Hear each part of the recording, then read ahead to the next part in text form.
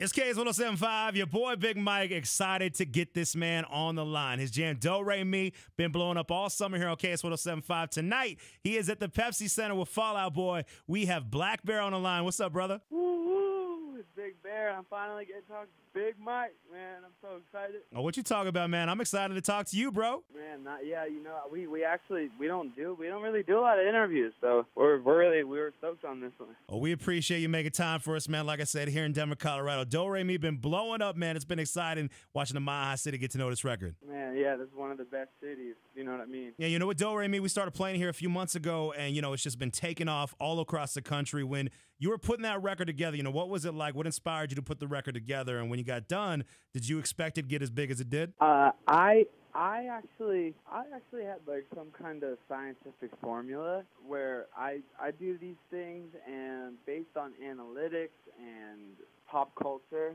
and how they respond to like tweets and stuff like that, they really responded to the chorus, the main line of the song, and it was like one of my top retweeted tweets. I remember it was like over 100,000 retweets or something like before the song came out. Oh wow! And yeah, and you know that's like Big Boy Bieber numbers or whatever, you know. So you know, I mean that's my little man, but you know he's a big boy. He probably actually could beat my ass, but.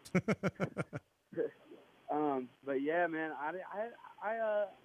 I definitely knew if I just made the right simple beat, and I brought in my friend Andrew Goldstein, and he helped me with the. I started the beat, he finished the beat, and it was done, man. I cut the record in like 10 minutes in my bedroom on a really cheap microphone. I just know my stuff when it comes to recording and all that, because that's my background. Yeah. Producing and writing, stuff like that. So.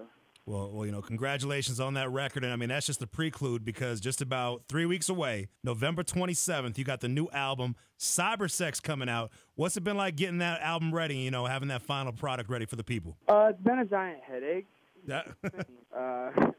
It's definitely not like how we've got Digital Drug Lord together. I'll tell you that. I mean, yeah. Drug Lord. I mean, I'm used to independently releasing my albums through my independent distributor. Right. I have one guy that like works in the one of the like the label or the publishing building. Forget which building he's in, and he was like my personal guy that would just put my albums up, you know, and he would take a very, very small percentage to do it, and you know, and before that I used TuneCore. Yeah. And that's a website I would advise anybody if they want to get their stuff on iTunes and really go for the goal. You know, it's like they take a pretty big chunk of your money, but you know, you got to if you want your music out there, you got to do that. But, exactly. But this getting ready for this album has been just ridiculous. I mean, all kinds of. We have special parties, listening parties, and stuff like that for like just for radio people, and then special listening parties just for magazines, and listening parties just in LA, and ones just in New York, and you know, like, and then you know, we're just like all the artwork and everything like that. I mean, my main artist that I work with, you know, like I'll draw some scribbles, and then he'll come up with this real life looking realism and crazy crap. Oh wow. And his name's Harley. He's out in Germany because he's an army brat. So it's crazy, man. It's been kind of difficult with like all the time changes, and you know, being on tour and being in the hospital too. You know, I've been battling pancreatitis, like chronic pancreatitis, for over a year now.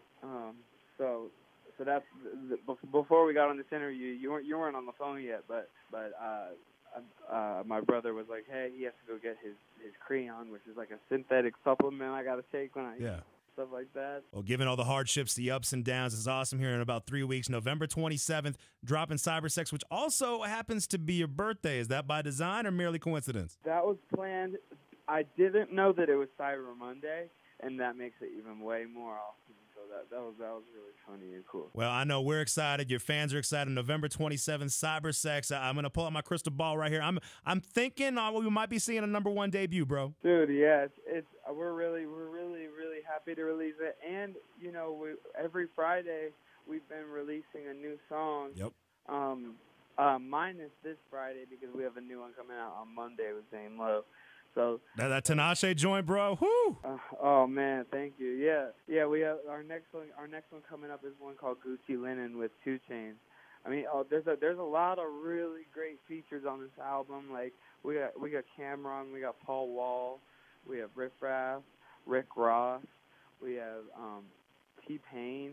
We have all kinds of OGs and cool people, and even some of my friends that are new artists like the band Day, and like pretty just all around just like really great talented people. So I'm stoked, man. I think it's my best body of work, and it's definitely my most it's like a roller coaster, man. One song's like crazy, and then as you heard, like the last drop we did, Santa Monica and La Brea, that was kind of like a throwback mid tempo, so and then Tinashe is kind of like a mid tempo but it's a club record, so it's got everything it's got something for a little something for everybody, I think. So, well, your fans are excited for November 27th with cybersex, and they're really excited for tonight because tonight you were at the Pepsi Center. You got to go down with Fallout Boy. You can get there's a few tickets left. You got to go to altitudetickets.com to cop those.